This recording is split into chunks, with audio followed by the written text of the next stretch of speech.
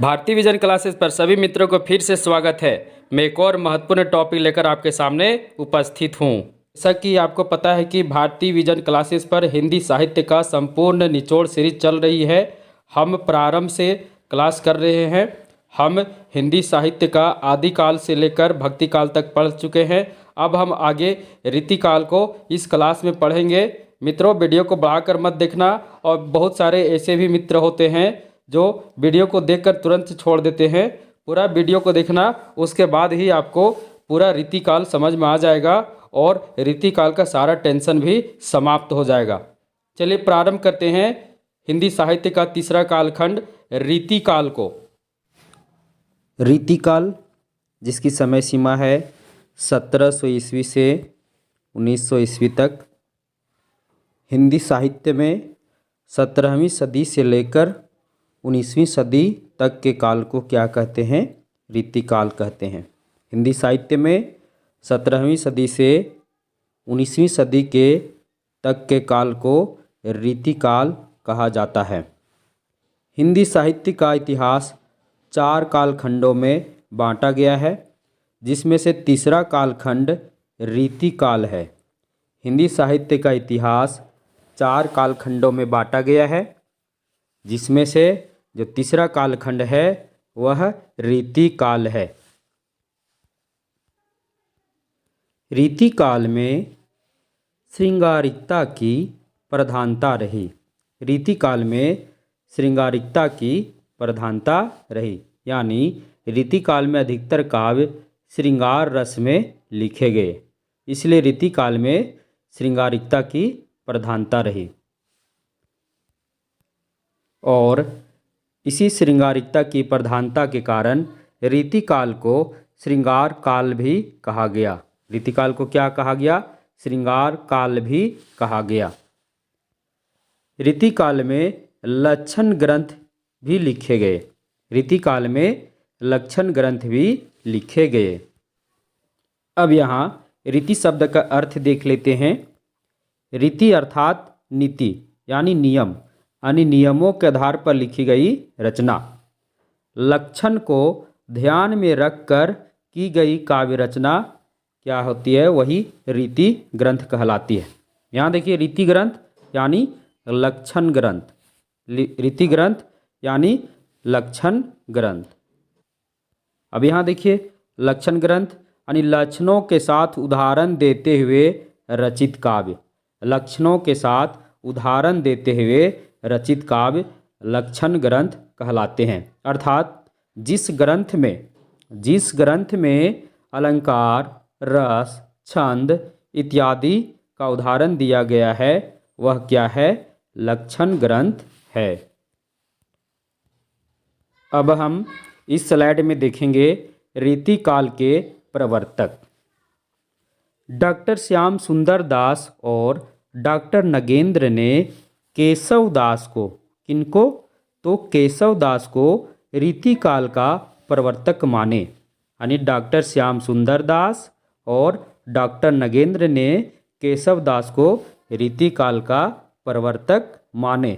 वहीं आचार्य रामचंद्र शुक्ल ने केशव दास को रीतिकाल का प्रवर्तक न मानकर उन्होंने चिंतामणि त्रिपाठी को रीतिकाल का प्रवर्तक माना। यानी आचार्य रामचंद्र शुक्ल ने चिंतामणि त्रिपाठी को रीतिकाल का प्रवर्तक माना। अब सर्वसम्मत द्वारा केशव दास को रीतिकाल का प्रवर्तक माना जाता है। सर्वसम्मत द्वारा केशव दास को रीतिकाल का प्रवर्तक माना जाता है। अब यहाँ 3 महत्वपूर्ण बिंदु आ गए। सबसे पहले, केशव दास को रीतिकाल का प्रवर्तक कौन कौन विद्वान माने? तो डॉक्टर श्याम सुंदर दास और डॉक्टर नगेंद्र। वहीं आचार्य रामचंद्र शुक्ल किनको माने? तो चिंतामणि त्रिपाठी को माने। और सर्वसम्मत द्वारा रीतिकाल के प्रवर्तक कौन हैं? तो केशव दास हैं। इसे आप एक बार फिर से इसको देखते हैं। यानी केशव दास सर्वसम्मत द्वारा भी हैं और डॉक्टर श्याम सुंदर दास और डॉक्टर नगेंद्र के द्वारा भी रीतिकाल के प्रवर्तक हैं। वहीं चिंतामणि त्रिपाठी आचार्य रामचंद्र शुक्ल के अनुसार रीतिकाल के प्रवर्तक हैं। मित्रों, रीतिकाल के प्रवर्तक से जुड़े हुए सवाल परीक्षा में आते हैं, तो खासकर आचार्य रामचंद्र शुक्ल के अनुसार रीतिकाल के प्रवर्तक कौन है, ये सवाल कई बार परीक्षा में आया है, तो इसे आप याद कर लेना। आचार्य शुक्ल के अनुसार चिंतामणि त्रिपाठी, श्याम सुंदर दास और नगेंद्र के अनुसार केशव दास, और सर्वसम्मत द्वारा तो केशव दास। क्या होगा? केशव दास। परीक्षा में अगर सवाल आया कि रीतिकाल के प्रवर्तक कौन है, तो आपका आंसर केशव दास ही होगा। क्या होगा? केशव दास। अगर प्रश्न ऐसे आया कि आचार्य रामचंद्र शुक्ल के अनुसार रीतिकाल के प्रवर्तक कौन है, तो चिंतामणि त्रिपाठी। कौन होंगे? चिंतामणि त्रिपाठी। अब हम आगे देखते हैं रीतिकाल की विभिन्न परिस्थितियाँ। रीतिकाल की विभिन्न परिस्थितियाँ। आदिकाल और भक्तिकाल की तरह ही रीतिकाल में सभी परिस्थितियाँ विद्यमान थी। आदिकाल और भक्तिकाल की तरह ही रीतिकाल में सभी परिस्थितियाँ विद्यमान थी, परंतु समय का परिवर्तन के साथ यानी समय के परिवर्तन के साथ रीतिकाल के सभी परिस्थितियों में अनेक परिवर्तन आए जो निम्नलिखित हैं। एक बार फिर से देख लीजिए। आदिकाल और भक्तिकाल के तरह ही रीतिकाल के भी सभी परिस्थितियाँ यानी रीतिकाल में भी जितने भी परिस्थितियाँ थी विद्यमान थी, परंतु समय में परिवर्तन के साथ रीतिकाल के सभी परिस्थितियों में भी परिवर्तन आए, जिनको हम एक एक करके देखेंगे। सबसे पहले देखेंगे सामाजिक परिस्थिति। सामाजिक परिस्थिति एक एक करके सभी मुख्य बिंदुओं को देखेंगे। रीतिकाल भोग विलास का युग था। रीतिकाल भोग विलास का युग था। रीतिकाल में राजा और प्रजा दोनों की स्थिति समान थी, अर्थात राजा और प्रजा में आलस की भाव थी। रीतिकाल में राजा और प्रजा दोनों की स्थिति समान थी, यानी राजा और प्रजा दोनों में क्या थी, तो आलस की भाव थी। आगे है रीतिकाल के सामाजिक जीवन में नाना प्रकार की विपत्तियां व्याप्त थी। रीतिकाल के सामाजिक जीवन में भी क्या थी, तो नाना प्रकार के यानी कई प्रकार की सामाजिक विपत्तियां क्या थी, तो व्याप्त थी। रीतिकाल के सामाजिक जीवन में नारी भोग और विलास की वस्तु बनकर रह गई थी। यानी रीतिकाल के सामाजिक जीवन में नारी जो थी वो भोग और विलास की वस्तु बनकर रह गई थी। यानी नारी को भोग और विलास यानी बिस्तर का वस्तु समझा जाता था। अतः नारी की स्थिति रीतिकाल में बहुत ही दयनीय थी, यानी उनको भोग और विलास की वस्तु समझा जाता था। आगे रीतिकालीन समाज में मजदूर वर्गों का शोषण एवं उनके साथ बहुत अत्याचार होता था। रीतिकाल में जो समाज में जो मजदूर वर्ग थे उनके साथ हमेशा क्या होता था, यानी उनका शोषण भी होता था और साथ ही साथ उनके साथ बहुत ही अत्याचार होता था। मित्रों, हम सामाजिक परिस्थिति को देख रहे हैं और रीतिकाल के सामाजिक परिस्थिति के अंतर्गत जितने भी महत्वपूर्ण तथ्य थे सभी को लेकर हम आपके सामने आए। अब हम आगे देखते हैं रीतिकाल की राजनीतिक परिस्थिति। राजनीतिक दृष्टि से रीतिकाल का समय सम्राट शाहजहां से लेकर औरंगजेब तक था। यानी राजनीतिक दृष्टि से रीतिकाल का समय सम्राट शाहजहां से लेकर औरंगजेब तक था। शाहजहां के शासन में समाज में सुख शांति और वैभव चरम उन्नति पर थी। यानी शाहजहां के शासन में समाज में सुख शांति क्या थी, तो चरम उन्नति पर थी, परंतु जैसे ही औरंगजेब का शासन आया तो उनके शासनकाल में समाज में क्या हो गई, तो अशांति फैल गई। यानी शाहजहां के शासन में समाज में सुख शांति वैभव सब क्या थी, तो चरम उन्नति पर थी, यानी बहुत ही आगे थी। यानी समाज में सुख शांति बहुत ही अच्छी तरीके से थी, परंतु जैसे ही औरंगजेब का शासन आया तो समाज में क्या हो गई, अशांति फैल गई।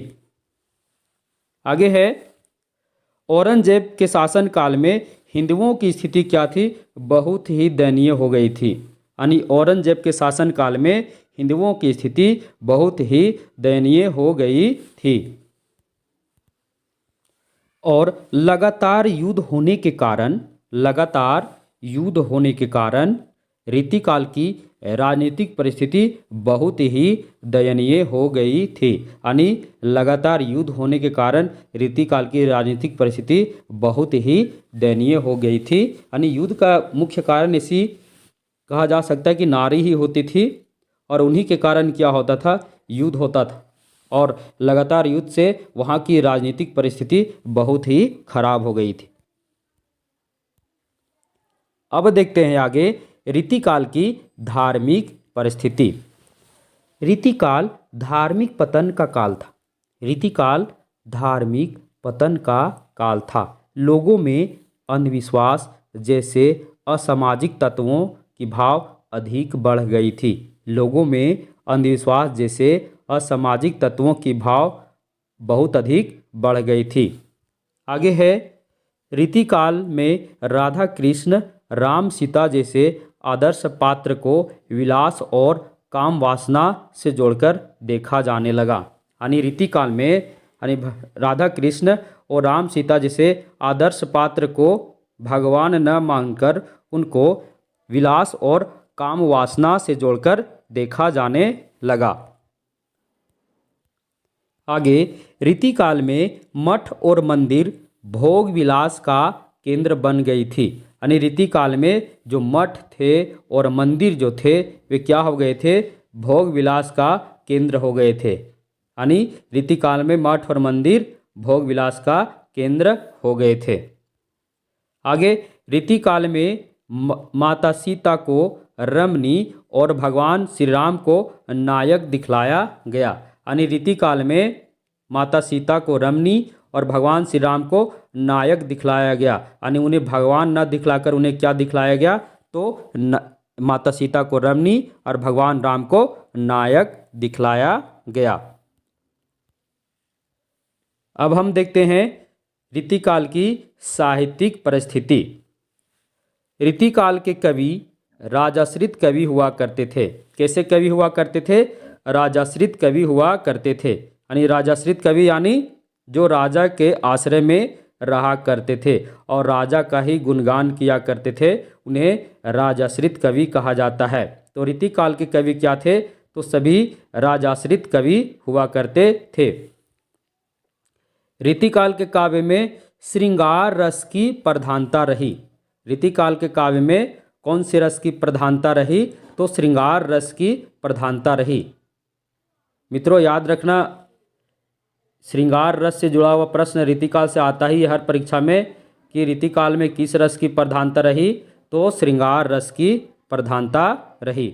उसके बाद रीतिकालीन काव्य में राष्ट्रीयता का अभाव रहा। यानी रीतिकालीन काव्य में किसका अभाव रहा, तो राष्ट्रीयता का अभाव रहा। आगे है, रीतिकालीन काव्य को 3 भागों में बांटा गया था। रीतिकालीन काव्य को 3 भागों में बांटा गया था। यानी 3 भाग थे, वे कौन कौन थे, तो पहला रीतिसिद्ध काव्य, दूसरा रीतिबद्ध काव्य और तीसरा रीति मुक्त काव्य। यानी मोटे तौर पर कहा जाए तो रीतिकालीन काव्य 3 भागों में बटा हुआ था, रीतिसिद्ध काव्य, रीतिबद्ध काव्य और रीति मुक्त काव्य। अब हम आगे पढ़ते हैं रीतिकाल के नामकरण की समस्या, क्योंकि यह रीतिकाल के लिए बहुत ही महत्वपूर्ण बिंदु है। यहाँ से बहुत सारे प्रश्न आते हैं। तो यहाँ देखिए, हिंदी साहित्य का उत्तर मध्यकाल यानी रीतिकाल नामकरण की दृष्टि से मतभेदों और विभिन्नताओं का काल है। इस काल को अनेक विद्वानों ने अपने अपने मतानुसार नामकरण किए, जो निम्नलिखित हैं। यानी रीतिकाल ऐसी हिंदी साहित्य का सभी काल, आदिकाल भी इसी तरह आदिकाल की भी नामकरण समस्या रही। अनेक विद्वानों ने अपने अपने मतानुसार उनके नाम दिए। उसी प्रकार रीतिकाल भी क्या है, तो नामकरण की दृष्टि से मतभेदों और विभिन्नताओं का काल है। अब यहाँ देखते हैं कि कौन सा विद्वान ने रीतिकाल को क्या नाम दिया। सबसे पहले देखते हैं रीतिकाल को रीतिकाल नाम किसने दिया। तो रीतिकाल नाम आचार्य रामचंद्र शुक्ल ने दिया। यानी हिंदी साहित्य के सबसे विख्यात, सबसे प्रसिद्ध इतिहासकार, विद्वान, आलोचक रामचंद्र शुक्ल ने रीतिकाल को रीतिकाल कहा। उसके बाद रीतिकाल को श्रृंगार काल किसने कहा। तो रीतिकाल को श्रृंगार काल किसने कहा। तो आचार्य विश्वनाथ प्रसाद मिश्र ने कहा। रीतिकाल को श्रृंगार काल आचार्य विश्वनाथ प्रसाद मिश्र ने कहा। एक बार फिर से देख लीजिए, रीतिकाल आचार्य रामचंद्र शुक्ल, श्रृंगार काल आचार्य विश्वनाथ प्रसाद मिश्र। अब यहाँ अन्य विद्वान और हैं। तो रीतिकाल को अलंकृत काल किसने कहा। तो मिश्र बंधुओं ने कहा। आपको तो पता ही होगा, मिश्र बंधुओं ने रीतिकाल को अलंकृत काल कहा था और इसे भी 2 भागों में बांटा था। आगे देखिए कला काल। तो कला काल किसने कहा। तो रामाशंकर शुक्ल रसाल ने कहा। कला काल किसने कहा। तो रामाशंकर शुक्ल रसाल ने कहा। रीति श्रृंगार युग किसने कहा। तो रीति श्रृंगार युग भगीरथ मिश्र ने कहा। रीति श्रृंगार युग भगीरथ मिश्र ने कहा। उनके बाद अपकर्ष काल किसने कहा। तो अपकर्ष काल डॉक्टर गणपति चंद्र गुप्त ने कहा। अपकर्ष काल डॉक्टर गणपति चंद्र गुप्त ने कहा। उनके बाद अंधकार काल किसने कहा। तो त्रिलोचन ने कहा। अंधकार काल किसने कहा। तो त्रिलोचन ने कहा। एक बार फिर से देख लीजिए, अलंकृत काल किसने कहा। तो मिश्र बंधु ने कहा। कला काल किसने कहा। रामाशंकर शुक्ल रसाल ने कहा। रीति श्रृंगार युग किसने कहा। तो भगीरथ मिश्र ने कहा। अपकर्ष काल किसने कहा। तो गणपति चंद्र गुप्त ने कहा। अंधकार काल किसने कहा। तो त्रिलोचन ने कहा। उसके बाद है ह्रास काल किसने कहा। तो शंभुनाथ सिंह ने कहा। संवर्धन काल किसने कहा। तो संवर्धन काल किसने कहा। तो राम खिलावन पांडे ने कहा। और ललित काल किसने कहा। तो ललित काल सूर्यकांत शास्त्री ने कहा। ये थे रीतिकाल के नामकरण, जो विभिन्न विद्वानों द्वारा रीतिकाल का नामकरण किया गया था। हम देखिए रीतिकाल को, रीतिकाल किसने कहा। रामचंद्र शुक्ल ने कहा। श्रृंगार काल किसने कहा। तो विश्वनाथ प्रसाद मिश्र ने कहा। अलंकृत काल किसने कहा। तो मिश्र बंधु ने कहा। कला काल किसने कहा। तो रामाशंकर शुक्ल रसाल ने कहा। रीति श्रृंगार युग किसने कहा। तो भगीरथ मिश्र ने कहा। अपकर्ष काल किसने कहा। तो डॉक्टर गणपति चंद्र गुप्त ने कहा। अंधकार काल किसने कहा। त्रिलोचन शास्त्री ने कहा। उसके बाद ह्रास काल किसने कहा। शंभुनाथ सिंह ने कहा। संवर्धन काल किसने कहा। डॉक्टर राम खिलावन पांडे ने कहा। और लालित्य काल किसने कहा। सूर्यकांत शास्त्री ने कहा। ये थे रीतिकाल के नामकरणकर्ता, यानी सभी ने अपने अपने मतानुसार रीतिकाल का नामकरण किए। अब हम आगे बढ़ते हैं, रीतिकालीन काव्य को देखते हैं, क्योंकि रीतिकाल के साहित्यिक परिस्थिति में हम देखे थे कि रीतिकाल को 3 भागों में यानी 3 वर्गों में बांटा गया था। अब सभी को हम एक एक करके देखेंगे। तो सबसे पहले रीतिकालीन काव्य 3 वर्गों में था। कौन कौन। तो पहला रीतिबद्ध काव्य, दूसरा रीतिसिद्ध काव्य, तीसरा रीति मुक्त काव्य। पहला रीतिबद्ध काव्य, दूसरा रीतिसिद्ध काव्य, तीसरा रीति मुक्त काव्य। अब हम एक एक करके चलेंगे। सबसे पहले हम पढ़ेंगे रीतिबद्ध काव्य को। संस्कृत काव्य शास्त्र के आधार पर लक्षण और उदाहरण देते हुए रचित काव्य रीतिबद्ध काव्य कहलाता है। संस्कृत काव्य शास्त्र के आधार पर लक्षण और उदाहरण देते हुए रचित काव्य रीतिबद्ध काव्य कहलाता है। और इस काव्य के अंतर्गत आने वाले कवि रीतिबद्ध कवि कहलाते हैं। एक बार फिर से समझ लीजिए, रीतिबद्ध काव्य संस्कृत काव्य शास्त्र के आधार पर लक्षण और उदाहरण देते हुए रचित काव्य रीतिबद्ध काव्य कहलाता है। और इस काव्य के अंतर्गत आने वाले कवि रीतिबद्ध कवि कहलाते हैं। रीतिबद्ध कवि लक्षण ग्रंथों की रचना करते थे। रीतिबद्ध कवि लक्षण ग्रंथों की रचना करते थे। आगे है, रीतिबद्ध काव्य का तात्पर्य लक्षण ग्रंथों से है, अर्थात रस, अलंकार, छंद, नायिका भेद, नखशिख वर्णन इत्यादि काव्यांगों का निरूपण से है। यानी रीतिबद्ध काव्य का तात्पर्य लक्षण ग्रंथों से है, अर्थात रस, अलंकार, छंद, नायिका भेद और नखशिख वर्णन इत्यादि काव्यांगों से है। यही क्या है? तो लक्षण ग्रंथ हैं।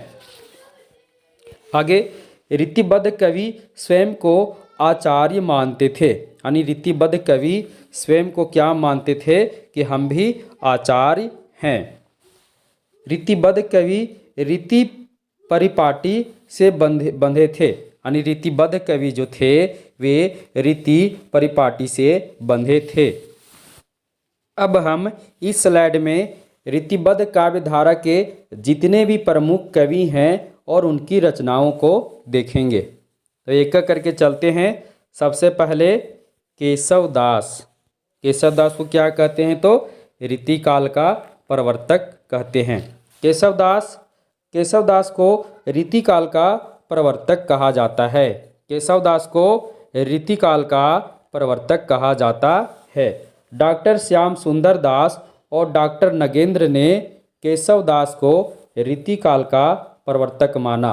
यानी किनके अनुसार ये रीतिकाल के प्रवर्तक हैं? तो डॉक्टर श्याम सुंदर दास और डॉक्टर नगेंद्र के अनुसार ये रीतिकाल के प्रवर्तक हैं। और सर्वसम्मत द्वारा भी केशव दास को ही क्या माना जाता है? तो रीतिकाल का प्रवर्तक माना जाता है। यानी सर्वसम्मत द्वारा भी केशव दास को रीतिकाल का क्या माना जाता है? प्रवर्तक माना जाता है। परीक्षा में अगर प्रश्न आता है कि रीतिकाल के प्रवर्तक कौन माने जाते हैं या कौन हैं, तो केशव दास ही आंसर होगा। लेकिन अगर आचार्य रामचंद्र शुक्ल के अनुसार हो तब केशव दास नहीं होंगे, क्योंकि उन्होंने चिंतामणि को रीतिकाल का प्रवर्तक माने हैं। आगे है, आचार्य रामचंद्र शुक्ल ने केशव दास को कठिन काव्य का प्रेत कहा है। यह बहुत ही महत्वपूर्ण तथ्य है, बहुत ही महत्वपूर्ण बिंदु है। इससे परीक्षा में प्रश्न कई बार आ चुके हैं। यानी कठिन काव्य का प्रेत किनको कहा जाता है? तो केशव दास को कहा जाता है। प्रश्न परीक्षा में ऐसे भी आ सकता है कि किनके काव्य को कठिन काव्य का प्रेत कहा जाता है? तो केशव दास को। किनको? तो केशव दास को। किसने कहा है? तो आचार्य रामचंद्र शुक्ल ने कहा है। आचार्य रामचंद्र शुक्ल केशव दास को कठिन काव्य का प्रेत कहा है। आगे, कवि प्रिया, रसिक प्रिया और छंदमाला केशव दास की क्या हैं? तो काव्य शास्त्रीय ग्रंथ हैं। याद रख लेना, कवि प्रिया, रसिक प्रिया और छंदमाला ये क्या हैं? तो केशव दास की काव्य शास्त्रीय ग्रंथ हैं।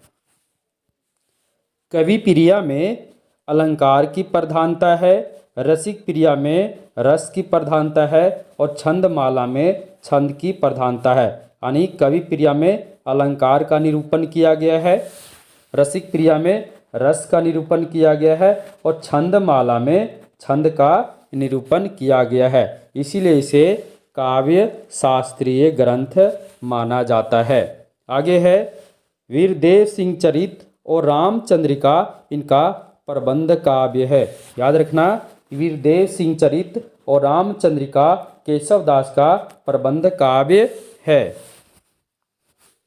आगे केशवदास और छा नरेश इंद्रजीत सिंह के दरबारी कवि थे, यानी किनके आश्रय में थे? तो इंद्रजीत सिंह, केशवदास और छा नरेश इंद्रजीत सिंह के दरबारी कवि थे। अब आगे देखते हैं केशवदास की रचनाएं। केशवदास की रचनाएं। मित्रों, वीडियो को बढ़ाकर बिल्कुल मत देखना और वीडियो को बीच में कट भी मत करना, क्योंकि हम उन सभी महत्वपूर्ण तथ्यों को लेकर आपके सामने प्रस्तुत हैं जिससे परीक्षा में प्रश्न आते हैं। आगे देखिए, अब इनकी केशवदास की जो महत्वपूर्ण रचनाएं हैं, सबसे इनका पहला रचना रतन बावनी को माना जाता है। यह केशवदास की प्रथम रचना है और इसमें इंद्रजीत सिंह के भाई की वीरता की गाथा है। रतन बावनी में इंद्रजीत सिंह के भाई का वीरता की गाथा है। उनके भाई भी एक वीर पुरुष थे और उन्हीं का इसमें क्या किया गया है? गान किया गया है। आगे रसिक प्रिया क्या है?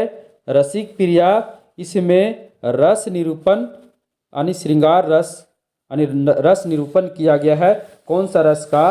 तो श्रृंगार रस का, इसलिए इसे काव्य शास्त्रीय ग्रंथ भी माना जाता है।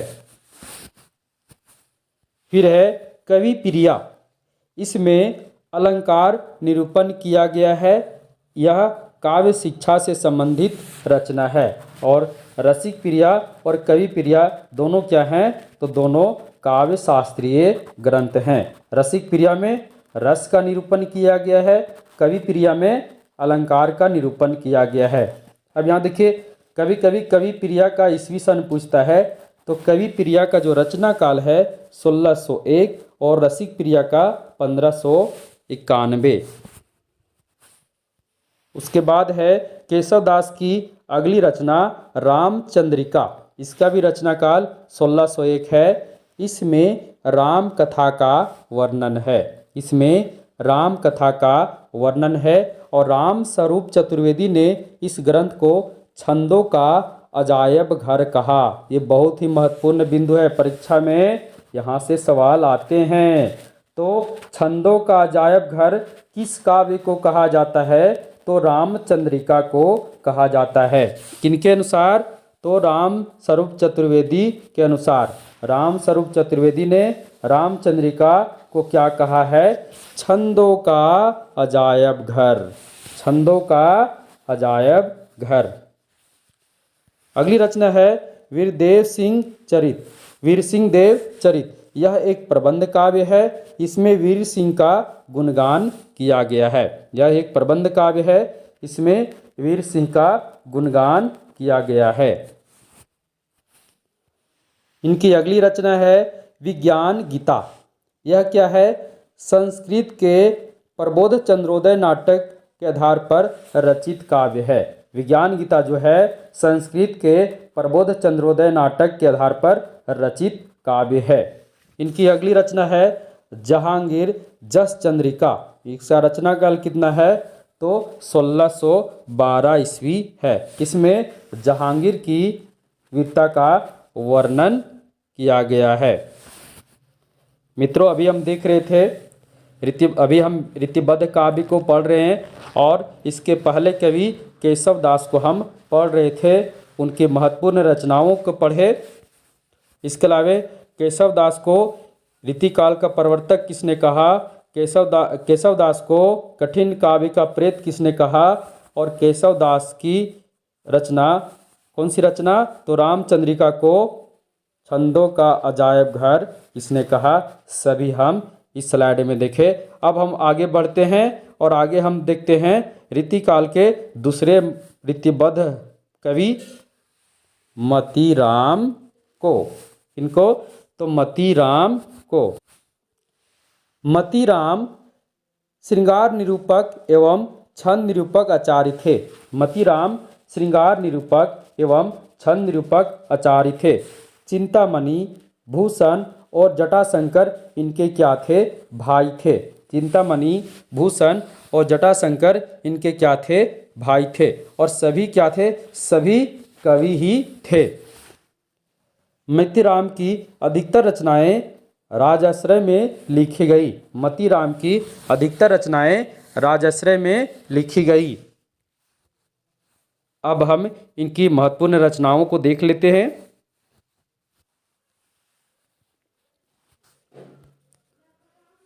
इनका अगला रचना है सतसई।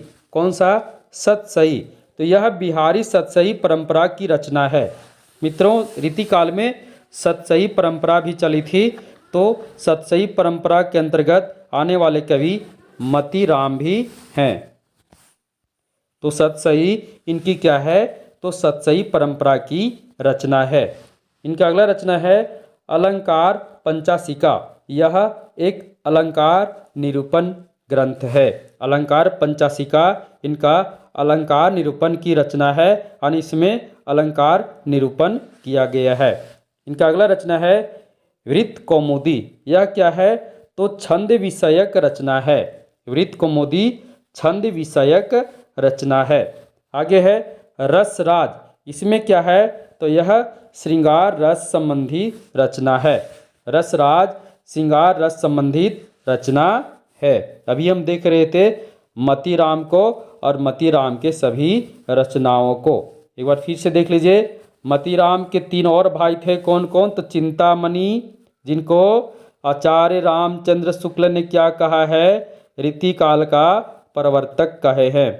भूषण, जटाशंकर, मतीराम, यानी ये 4 भाई थे और सभी क्या थे? सभी काव्य क्षेत्र से ही जुड़े हुए थे। अगले कवि हैं भूषण।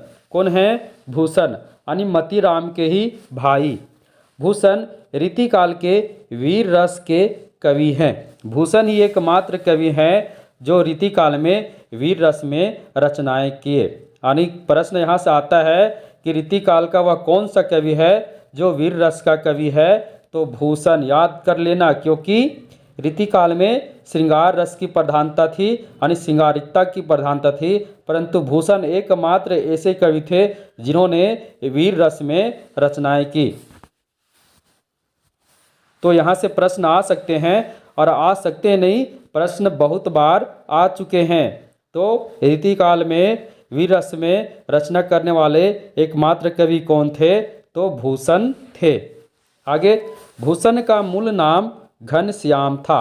क्या नाम था? घनश्याम था। चित्रकूट के सोलंकी राजा रुद्र ने इनको भूषण की उपाधि, यानी कवि भूषण की उपाधि दी। कहीं कहीं भूषण की उपाधि भी मिलती है। तो याद रखना, भूषण को भूषण की उपाधि किसने दी? तो चित्रकूट के राजा, सोलंकी राजा रुद्र ने। क्योंकि यहाँ से भी प्रश्न आ चुके हैं परीक्षा में। यहाँ से भी परीक्षा में प्रश्न आ चुके हैं कि शिवराज भूषण को भूषण की उपाधि किसने दी? तो भूषण की उपाधि सोलंकी राजा, चित्रकूट के सोलंकी राजा रुद्र ने इनको कवि भूषण की उपाधि दी। कंफ्यूजन नहीं होना मित्रों, भूषण या कवि भूषण, ये दोनों याद रख लेना। भूषण या कवि भूषण, यानी चित्रकूट के सोलंकी राजा रुद्र ने इनको कवि भूषण की उपाधि दी, या फिर कह सकते भूषण की उपाधि दी। आगे, भूषण महाराज छत्रसाल और यहाँ देखिए छत्रपति शिवाजी, दोनों याद रख लेना। भूषण महाराज छत्रसाल और छत्रपति शिवाजी दोनों के क्या थे? राजाश्रित कवि थे। भूषण महाराज छत्रसाल और छत्रपति शिवाजी दोनों के क्या थे? राजाश्रित कवि थे। एक बार ऐसा हुआ था कि खुद महाराज छत्रसाल ने इनकी पालकी को कंधा लगाया था, जिस पर इन्होंने क्या कहा था कि शिवा को बखानो की बखानो छत्रसाल को।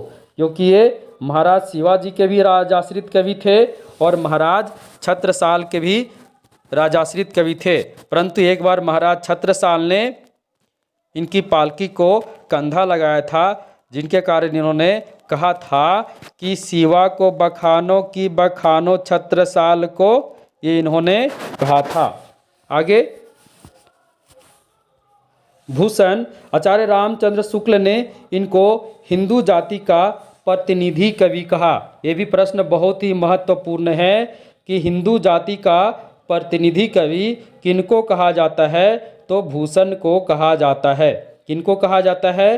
तो भूषण को कहा जाता है। याद कर लेना, हिंदू जाति का प्रतिनिधि कवि कौन है? तो भूषण है।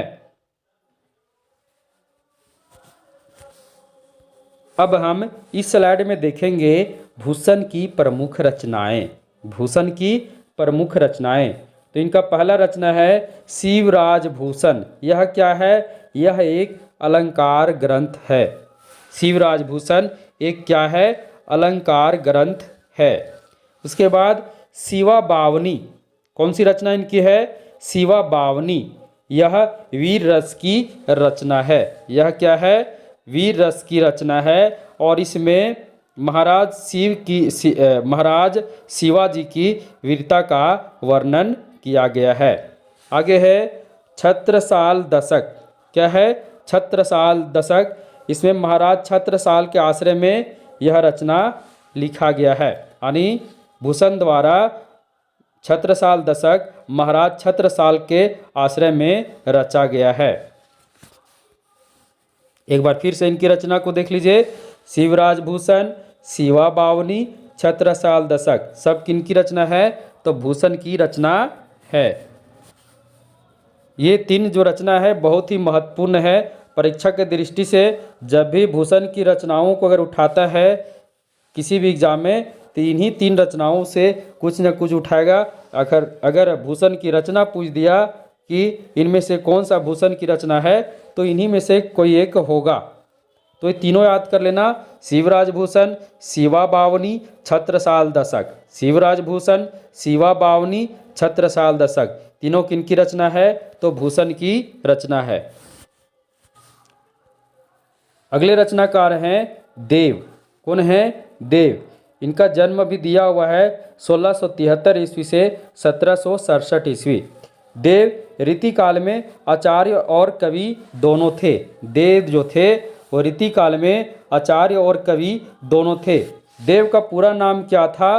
तो देवदत्त द्विवेदी था। देव का पूरा नाम देवदत्त द्विवेदी था। ये आजम शाह और कुशल सिंह के राजाश्रित कवि थे। ऐसे ये बहुत सारे राजाओं के आश्रित में रहे हैं, परंतु मुख्य रूप से ये आजम शाह और कुशल सिंह के क्या थे? तो राजाश्रित कवि थे। इनकी काव्य भाषा साहित्यिक ब्रज भाषा थी। इनकी काव्य भाषा साहित्यिक ब्रज भाषा थी। अब यहाँ देव की रचनाओं को देख लेते हैं। तो भाविलास, भवानी विलास, अष्टयाम, प्रेम तरंग, कुशल विलास, जाति विलास, ये विलास याद कर लेना। भाव विलास, भवानी विलास, कुशल विलास, जाति विलास, रस विलास। देखिए कितने विलास हैं। तो भाव विलास, भवानी विलास, कुशल विलास, जाति विलास, रस विलास, ये क्या है? सब देव की ही रचनाएं हैं। इनके अलावे अष्टयाम, प्रेम तरंग, प्रेम चंद्रिका, सुजान विनोद, शब्द रसायन, सुख सागर तरंग, देव माया प्रपंच, ये भी क्या है? इन्हीं की रचना है। अब कहाँ से कंफ्यूजन सवाल आता है? यहाँ देखिए सुजान विनोद। सुजान विनोद किनकी रचना है? तो देव की रचना है, यानी देवदत्त द्विवेदी की रचना है। और सुजान सागर, सुजान विनोद, लोग इसमें मिस्टेक कर जाते हैं। तो सुजान सागर हो तो घनानंद की, और सुजान विनोद हो तो देवदत्त द्विवेदी की रचना है। अब अगले कवि रीतिबद्ध काव्यधारा के कह सकते हैं प्रमुख कवियों में अंतिम कवि पद्माकर। कौन है? पद्माकर। पद्माकर रीतिकाल के अंतिम श्रेष्ठ कवि थे। पद्माकर रीतिकाल के अंतिम श्रेष्ठ कवि थे।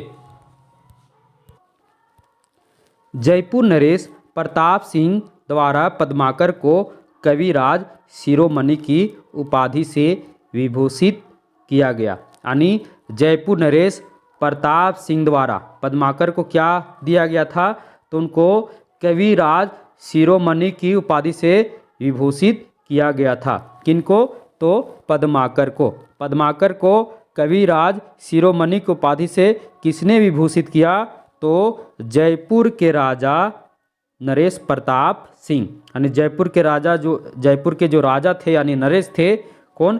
प्रताप सिंह ने इनको कविराज शिरोमणि की उपाधि से विभूषित किए। आगे, पद्माकर रसवादी आचार्य थे। पद्माकर क्या थे? तो रसवादी आचार्य थे। एक बार फिर से देख लेते हैं। पद्माकर रीतिकाल के अंतिम श्रेष्ठ कवि थे। जयपुर नरेश प्रताप सिंह ने इनको कविराज शिरोमणि की उपाधि से विभूषित किए। पद्माकर रसवादी कवि थे। अब इनकी प्रमुख रचनाओं को देख लेते हैं। पहला है पद्माभरण। रचना काल कितना है? 1810। यह एक अलंकार ग्रंथ है। पद्माभरण क्या है? एक अलंकार ग्रंथ है। यह रीति विषयक ग्रंथ भी है। इनका अगला रचना है हिम्मत बहादुर विरुद्धावली। यह एक प्रबंधात्मक काव्य है। अगली रचना है जगत विनोद। कौन सा है? जगत विनोद। यह एक रीति विषयक ग्रंथ है। क्या है? यह एक रीति विषयक ग्रंथ है। इनकी अगली रचना है प्रमोद पचासा और गंगा लहरी। ये सभी क्या हैं? तो पद्माकर के महत्वपूर्ण रचनाएं हैं। मित्रों, वीडियो लंबी हो रही थी, जिसके कारण हम रीतिकाल का पार्ट 1 ही आपके सामने लेकर आए थे। बहुत जल्द हम रीतिकाल का पार्ट 2 लेकर आएंगे, जिसमें हम रीति सिद्ध काव्य, रीति मुक्त काव्य, उसके अलावे रीतिकाल में जितने भी महत्वपूर्ण तथ्य है जिससे परीक्षा में प्रश्न आते हैं, सभी को लेकर मैं आपके सामने प्रस्तुत हो जाऊंगा। यानी पार्ट 2 में रीतिकाल का जो सीरीज है वो पूरा समाप्त हो जाएगा। उसके बाद रीतिकाल का टेंशन खत्म हो जाएगा।